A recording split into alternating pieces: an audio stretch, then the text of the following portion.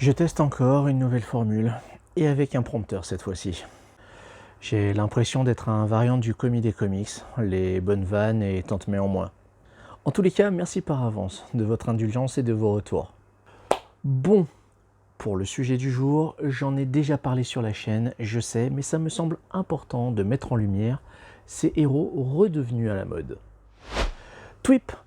Bonjour et bienvenue sur Aldricoscope, la chaîne faite avec le cœur et tournée avec les pieds. C'est un plaisir de vous retrouver pour cette 223e vidéo consacrée à deux franchises que tout oppose, du moins à première vue. Mais vous savez ce que dit cette fameuse règle de physique? Les opposés s'attirent. On va parler de deux séries disponibles sur la plateforme de streaming Amazon Prime, Reacher et Jack Ryan. Pour les besoins de cette vidéo, bien que ce ne soit pas l'habitude de la maison, je vais devoir dévoiler certains éléments de leurs intrigues respectives et donc potentiellement gâcher votre expérience de visionnage si vous n'avez pas encore vu ces deux œuvres. Je vous invite donc immédiatement à arrêter la lecture, quitte à revenir plus tard lorsque ce sera chose faite, dans le cas où les spoilers vous gênent.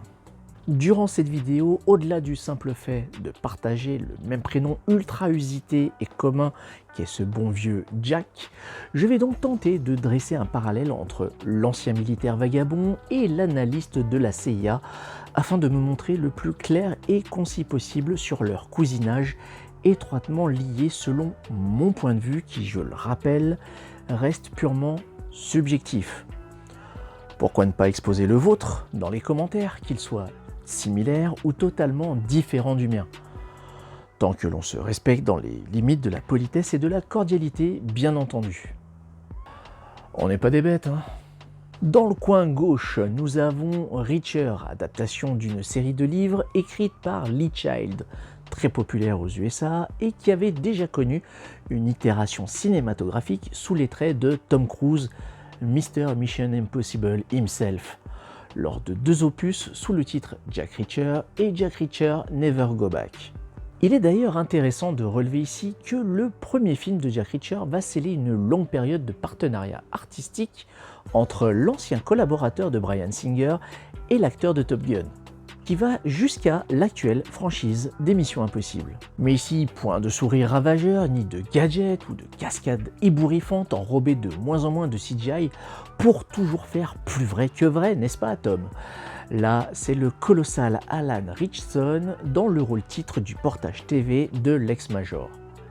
Ce comédien, que l'on a pu voir notamment dans la série Titans, adaptée des comics de DC Comics, en formant le duo de Hawk and Dove, je connais surtout le bonhomme pour l'avoir vu jouer avec un style et une désinvolture propres aux années 80 dans un épisode empreint de la nostalgie de cette époque et centré sur les personnages d'Hitchcock et Scully dans la saison 6 de l'hilarante série Brooklyn Nine-Nine. Brooklyn Nine-Nine qui est une série que je ne saurais trop vous recommander, qui est très drôle si vous ne l'avez pas déjà regardée. Reacher, la série, compte à ce jour une seule saison pour 8 épisodes.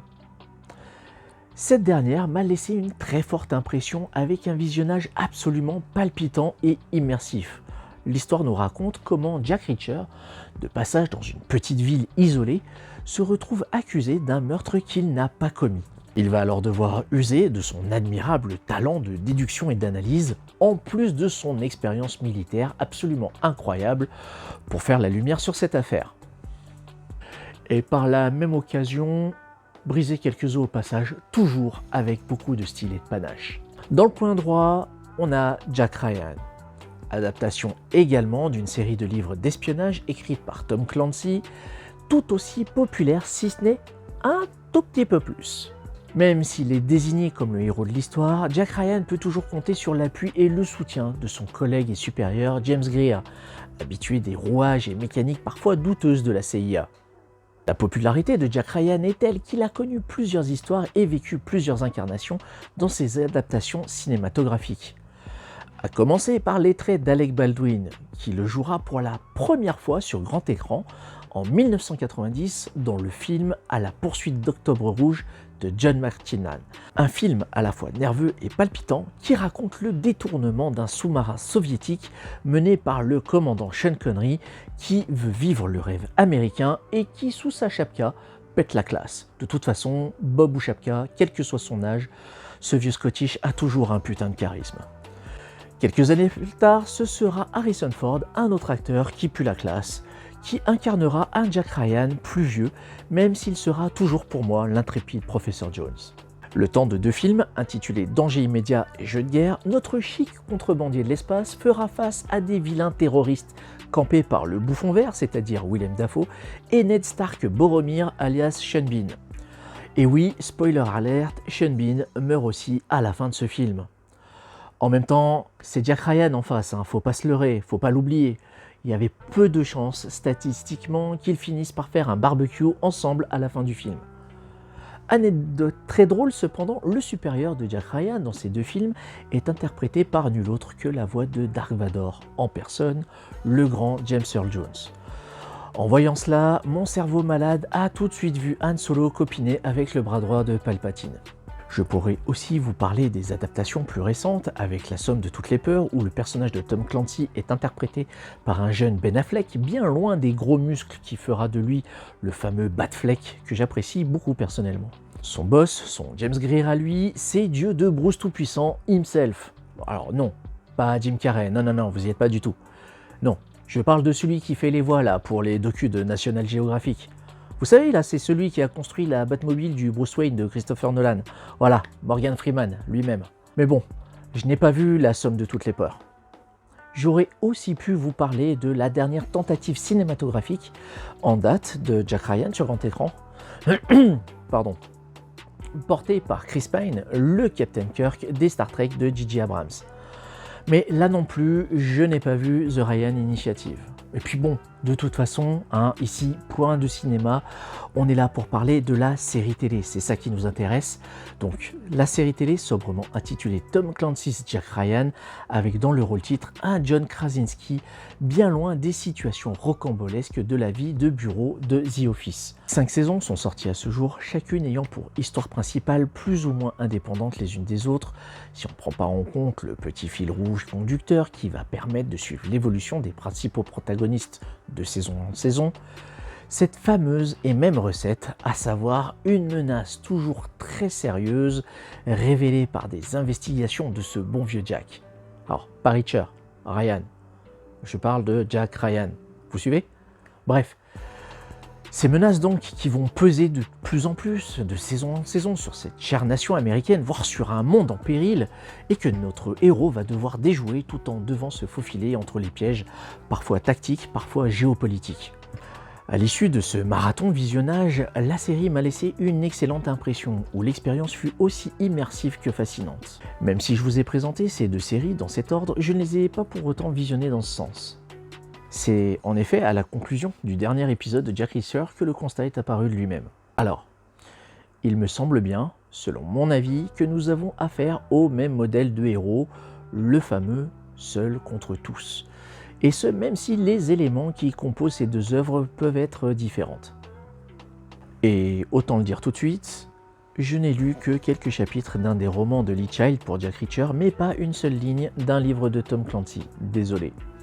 Alors du coup, je ne vais pas me risquer, en plus du jeu des comparaisons entre Reacher et Ryan, à tenter celui de c'est qui est le plus fort entre version papier et version télé. Ça n'aurait pas de sens.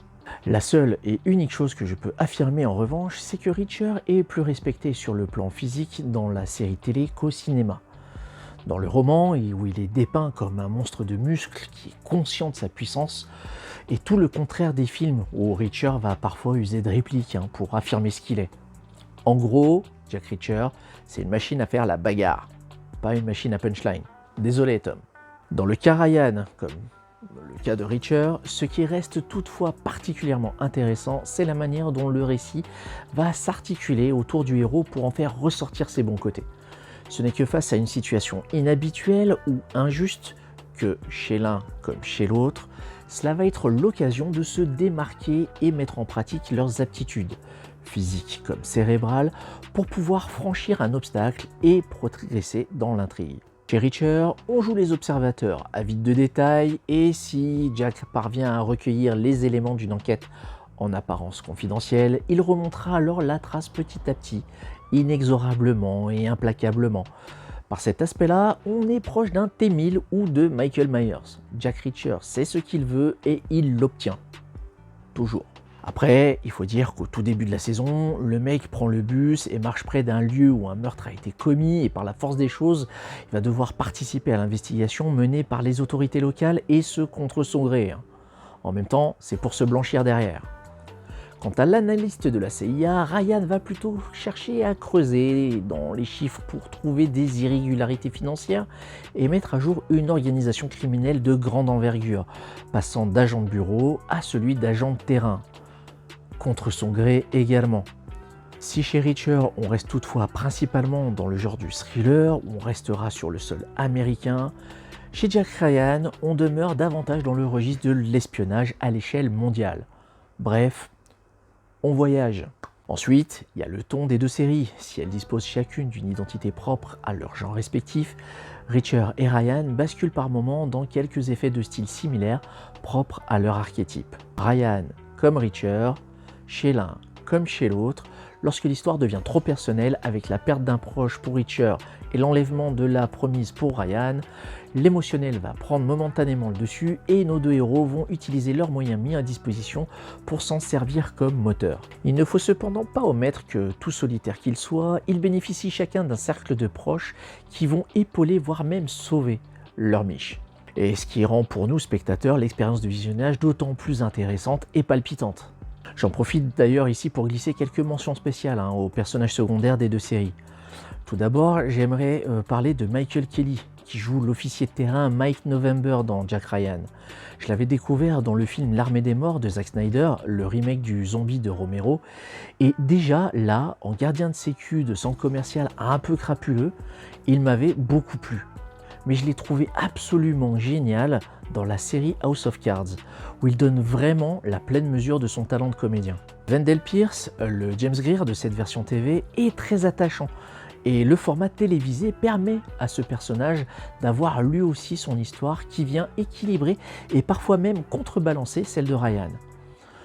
Pour Reacher, étant donné qu'il n'y a qu'une seule saison et que le personnage est voué à retourner sur les routes à la première occasion, les personnages secondaires n'ont que le temps d'une seule saison pour laisser une marque durable. Après, bon, je dois admettre que dès que je vois Bruce McGill, qui joue ici le maire de la petite ville où se déroule l'intrigue, je pense immédiatement Jack Dalton. Alors oui, vous là, les plus vieux d'entre vous, souvenez-vous. Vous savez, ces vieux roublards là, ce copain dans la série de MacGyver. MacGyver, le gars qui construit une fusée avec une allumette et 3 feuilles d'alu. Bref, à chaque fois que Jack mentait, il avait un tic à l'œil, une espèce de palpitation en bas de la paupière, je crois que c'était l'œil du droit. Enfin bon, bref. Je remarque à l'écriture de cet épisode que ça fait beaucoup de Jack comme personnage. Sinon, j'ai aussi beaucoup apprécié le personnage d'Oscar Finlay, interprété par Malcolm Goodwin dans Reacher. Un gars tiré à 4 épingles et déterminé à garder le contrôle en toutes circonstances. Après, vous voyez venir le côté buddy movie où deux personnes que tout oppose doivent coopérer pour se sortir d'une galère commune. C'est un peu ça qui se passe avec Reacher, même si l'ancien militaire fait pas mal de routes en solo tout au long de cette première saison. Par contre, rassurez-vous, pour les scènes d'action, Reacher et Ryan nous régalent comme jamais. Les gunfights déboîtent, ils sont franchement réussis et convaincants. Les bastons déchirent et sont superbement chorégraphiés. Ça craque, ça déboîte, ça pète dans tous les sens. Bref, c'est super cool. Vous l'aurez compris, avec ces quelques exemples, Jack Ryan et Reacher sont quelque part comme les deux faces d'une même pièce. À vous de choisir, pile, face ou les deux. Voilà, cette vidéo est à présent terminée. Merci beaucoup de l'avoir regardée jusqu'au bout. Si elle vous a plu et que vous souhaitez réagir au sujet du jour, vous pouvez participer à votre niveau, tout simplement, en donnant à manger à l'algorithme de YouTube, à savoir un petit plat à base de pouces bleus, de cloches à notifs et de commentaires riches en oligo-éléments. D'ici là, prenez soin de vous, plein de funkitude et à bientôt pour une prochaine vidéo. Ciao!